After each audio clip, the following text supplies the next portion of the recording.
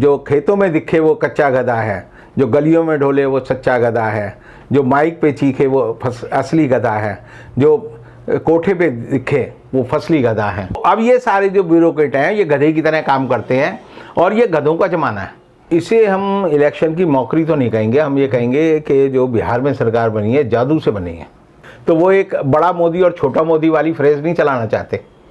वो छोटे मोदी को जो है और छोटा मोदी करके मेंढक बना के जो है कुएं का वो कहेंगे कि तुम जो है विधान परिषद के सदस्य हो, वहीं रहो। दोस्तों आदाब है, मैं अनीस अहमद खान रविंदर कुमार जी के साथ आपसे मुखातिब हूँ। रविंदर कुमार जी बहुत बहुत खैर मकदम स्वागत है आपका। रविंदर कुमार जी से बिहार में चुनाव हुई बहुत अच्छी बात है। जो जीता यानी जिसने सरकार बनाई, जीता तो वहाँ कोई नहीं है। जी। जीता कोई नहीं। अगर देखा जाए वोटों की गिनती वगैरह के बाद जिस तरीके से वहाँ नेक टू नेक फाइट अब भी चल रही है, 5-6 सीट का है। नीतीश कुमार जी हमारे आ रहे हैं जी। तो एक किस्म से ये इलेक्शन की मौकरी नहीं हो रही है। इसे हम इलेक्शन की मौकरी तो नहीं कहेंगे, हम ये कहेंगे कि जो बिहार में सरकार बनी है जादू से बनी है। अच्छा, ये जादुई आंकड़ा है। ये जादू नहीं, एक जादू की सरकार है ये। अच्छा, जादू की सरकार इसलिए है कि जब चुनाव चल रहा था, आपने भी देखा हमने भी देखा कि ठट के ठट लोग जो है हजारों की तादाद में, लाखों की तादाद में लोग जो है तेजस्वी की मीटिंगों में आते थे। तेजस्वी ने 256 मीटिंगें की और 256 मीटिंग के बाद मोदी जी ने 12 मीटिंग की। और आपने देखा होगा नीतीश कुमार की मीटिंग में तो कुर्सियां आगे नहीं बढ़ती थी और मोदी जी की मीटिंग प्याज भी फेंकी है, प्याज भी फेंकी। जी हाँ, प्याज भी फेंके और उन्होंने कहा फेंको फेंको खूब फेंको। और उसके बाद आप देखेंगे कि जब मोदी जी की मीटिंग में औरतें गई, उनके इंटरव्यू हुए तो उन्होंने कहा कि भाई हमें तो ये कह के लाए थे कि आपको लालू जी की मीटिंग में ले जा रहे हैं, तो हम तो लालू जी की मीटिंग में आए थे।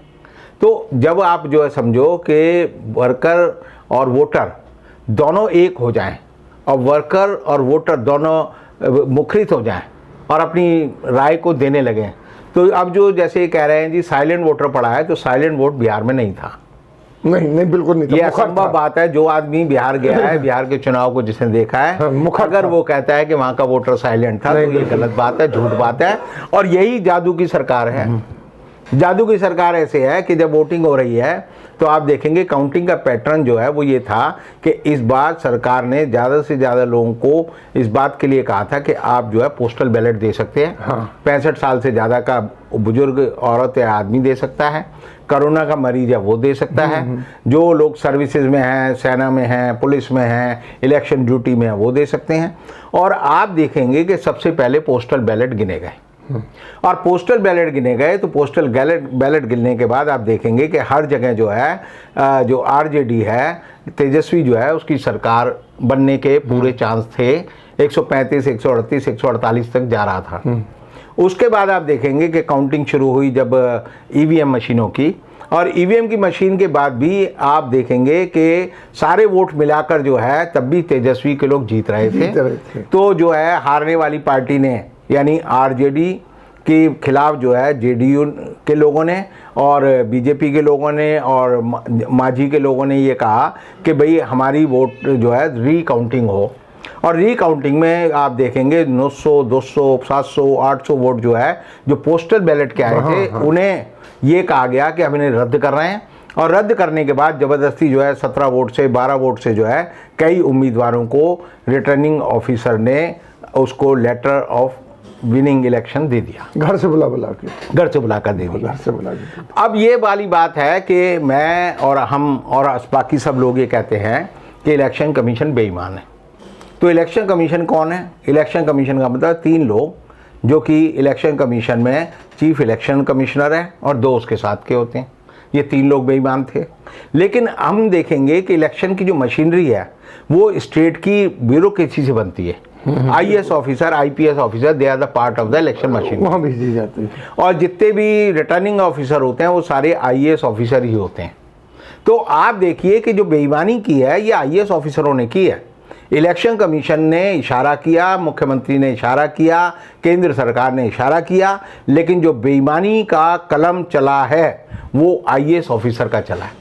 इसका सीधा मतलब है कि हिंदुस्तान का ब्यूरोक्रेट, हिंदुस्तान का आईएएस चोर है, बेईमान है और उसको हिंदुस्तान के संविधान में कोई आस्था नहीं है। अब दूसरी बात ये आती है कि जो हमारा ब्यूरोक्रेसी सिस्टम है, ये हमने जो है जो ब्रिटिश ब्यूरोक्रेटिक सिस्टम था वो लिया था कि कंपनी के बाद जब ब्रिटेन सरकार ने ये कहा कि हम भारत में राज करेंगे, तो उन्होंने एक हिंदुस्तान में ICS की इंडियन सिविल सर्विस को डेवलप किया।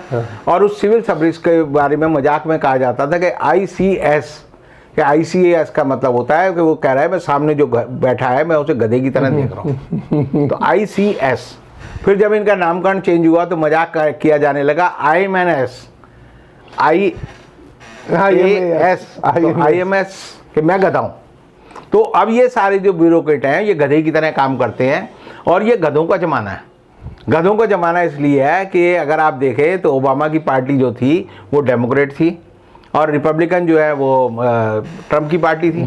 ट्रम्प का जो चुनाव चिन्ह है वो हाथी है और जो ओबामा का है और जो बिडेन का है वो गधा है। तो अमेरिका में भी गधों की सरकार है, हिंदुस्तान में भी गधों की सरकार है और ये गधे मिलकर जो है पूरी दुनिया में गधाशाही चला रहे हैं।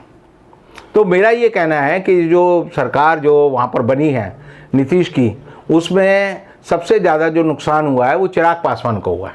क्योंकि चिराग पासवान को ये था कि नंबर 1 पे जो है बीजेपी रहेगी, नंबर 2 पे जेडीयू रहेगी, लेकिन उनके बाद मेजॉरिटी नहीं होगी, 15-16 लोगों की कमी रहेगी, 15-16 लोग जो है मेरे पास होंगे। तो मैं कहूँगा कि नीतीश को मुख्यमंत्री नहीं बनाना। अब मैं अड़ जाऊँगा तो ये कहेंगे जी मजबूरी है, चिराग पासवान मान नहीं रहा, इसलिए जो है बीजेपी का जो है आदमी जो है वो मुख्यमंत्री बन जाएगा और Chirag will become the king maker. लेकिन ये जो सारा षड्यंत्र जो है आरएसएस और भाजपा के लोगों ने किया था, उसमें चूंकि चिराग पासवान के हाथ में कुछ नहीं लगा तो इनका सारा खेल खाता खराब हो गया। और जिस नीतीश कुमार को चिराग पासवान कहते जेल में होना चाहिए, वो अब मुख्यमंत्री दोबारा बन गए। और दोबारा मुख्यमंत्री बनने का नुकसान जो हुआ दूसरे मोदी को हुआ, सुशील कुमार मोदी को मैं पहले भी कहता रहा, बेचारा लगाइए, क्योंकि बेचारा इसे लगाना पड़ रहा है कि जब चिराग पासवान के बाद जो है उन्होंने ये दाव खेला, क्योंकि इसमें चिराग से उनकी पूरी जो है मिली जुली नूरा कुश्ती थी। तो जब तेजस्वी ने कहा कि हम 10 लाख लोगों को बिहार में जो है रोजगार देंगे, तो चिराग पासवान ने के बाद और ये जो सुशील मोदी है उन्होंने कहा कि हम 19 लाख लोगों को रोजगार दें। अब ये 19 लाख लोगों को रोजगार देना जो है, जब ये अभी नीतीश कुमार से पूछा गया कि आपकी सरकार ने तो कहा था 19 लाख लोगों को रोजगार देंगे, कहाँ से देंगे, तो उन्होंने कहा तो बीजेपी का मैनिफेस्टो है, उनसे पूछिए। यानी सरकार नीतीश कुमार की, बीजेपी उसमें शामिल है सबसे बड़ी पार्टी के रूप में, और वो कहते हैं जी ये जाके उनसे पूछो। और उनसे पूछना किसने से पूछना था? वो सुशील मोदी से पूछना था कि भाई 19 लाख लोगों को तुम रोजगार कहाँ से दोगे, जिसके लिए नीतीश कुमार के बकौल 1 लाख करोड़ रुपए की जरूरत पड़ेगी। तो 1 लाख करोड़ कहाँ से आएंगे? वो कहीं से नहीं आने। तो उन्होंने कहा कि इसका सारा दोष जो है मोदी पे, सुशील मोदी पे रख दो। अब सुशील मोदी की दिक्कत यह है कि ना वो घर के रहे ना घाट के रहे। जो लोग कह रहे हैं कि केंद्र में आ जाएंगे, तो नरेंद्र मोदी की अगर आप शिफ्ट समझें तो वो एक बड़ा मोदी और छोटा मोदी वाली फ्रेज नहीं चलाना चाहते।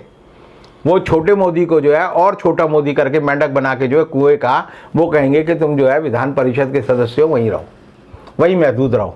और ऐसी हालत में जो है आप देखेंगे कि जो बिहार की सरकार है वो ऐसे इस हिसाब से चल रही है कि अखबारों में हेडलाइन आ रही है कि नीतीश कुमार को 2 मुख्यमंत्री उप मुख्यमंत्री रखने पड़ेंगे। यानी फैसला तो मुख्यमंत्री को करना होता है। हमारा जो डेमोक्रेटिक सिस्टम है, जिसे हम कहते हैं कि वेस्टमिनिस्टर सिस्टम में यह है कि प्रधानमंत्री या मुख्यमंत्री जो होता है वो हेड होता है और वही सारे फैसले ले लेता है। लेकिन यहाँ पर जो है फैसले नागपुर वाले लेंगे, इम्प्लीमेंट जो है नीतीश कुमार करेंगे। नीतीश कुमार छोटी पार्टी के अध्यक्ष हैं और जो है बड़ी पार्टी के लोग जो है उन पर दबाव बनाएंगे। तो ऐसी हालत में जादू की सरकार जो है ज़्यादा दिन नहीं चलेगी। और वो इससे नहीं चलेगी क्योंकि जो तेजस्वी की सरकार के लोग जिनको हराया गया है और जिनको जानबूझकर जो है काउंटिंग में हराया गया है, तो भारत के जो निर्वाचन विधि है, इलेक्शन मैनुअल है, उसमें प्रोविजन है कि हारा हुए उम्मीदवार जो है रीकाउंटिंग के लिए हाई कोर्ट में जो है इलेक्शन पिटीशन फाइल कर सकता है और उसे 1 महीने के अंदर ये इलेक्शन पिटीशन फाइल करनी होगी। और 1 महीने बाद जब ये पिटीशन फाइल होगी तो 6 महीने के अंदर हाई कोर्ट को उसका फैसला करना जरूरी है। तो हम ये कह सकते हैं कि 7 महीने में इस बात का फैसला आना चाहिए और 7 महीने में के भीतर जो है नीतीश कुमार की सरकार में 2 तरह की बदलाव हो सकता है। एक तो हो सकता है कि नीतीश कुमार को रोज इतनी बेइज्जती करें कि वो फ्रस्ट्रेशन में वो त्यागपत्र दे दे, या अदालत जो है अपने फैसले से ये कहे जी आप लोगों के इतने लोग हार गए तो आप बाहर हो जाओ और दूसरे लोग अंदर आ जाएं। ये कुल मिलाकर मुझे एक सिनेरियो लगता है बिहार के बारे में। और वैसे तो मैंने जैसे कहा ये गधों के सरकार का युग है, तो गधे जो है अब राज करेंगे पूरी दुनिया में। और ऐसे में मुझे जो है ओम प्रकाश आदित्य की पुरानी ही कविता याद आती है, जो खेतों में दिखे वो कच्चा गधा है, जो गलियों में ढोले वो सच्चा गधा है, जो माइक पे चीखे वो असली गधा है, जो कोठे पे दिखे वो फसली गधा है। गधे ही गधे हैं, जिधर देखता हूँ गधे ही गधे हैं, गधे हंस रहे आदमी रो रहा है, मेरे हिंदुस्तान में ये क्या हो रहा है। बहुत बहुत शुक्रिया रविंदर जी आपका। इसी के साथ हम चलते हैं, अगले अंक में फिर रविंदर जी के साथ हाजिर होंगे, तब तक के लिए दीजिए इजाज़त।